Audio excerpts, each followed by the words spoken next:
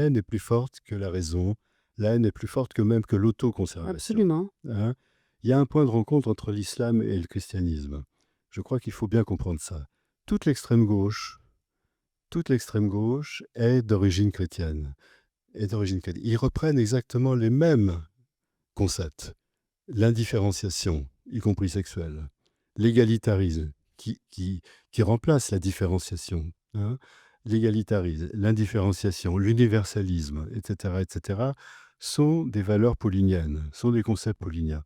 Et évidemment, ce que disaient ces premiers juifs, ces premiers chrétiens, c'était, au fond, les juifs ne sont pas des purs juifs, ne sont pas des vrais juifs, c'est nous qui sommes les vrais juifs. Hein, la Mmh. substitution. Hein, la substitution.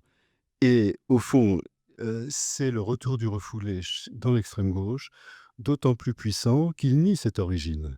L'extrême gauche nie évidemment leur origine chrétienne, il dénie leur culture chrétienne, il la hait, etc.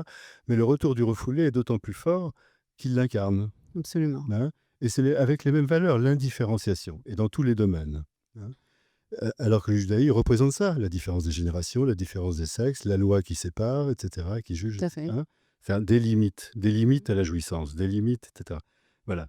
Et à ce moment-là, c'est la rencontre avec l'islam, la haine du juif, du judaïsme, on pourrait dire, avec toute ce que le judaïsme représente comme limite à la jouissance illimitée, on pourrait dire, avec l'islam, il est là, et donc est plus fort que l'autoconservation. Hein.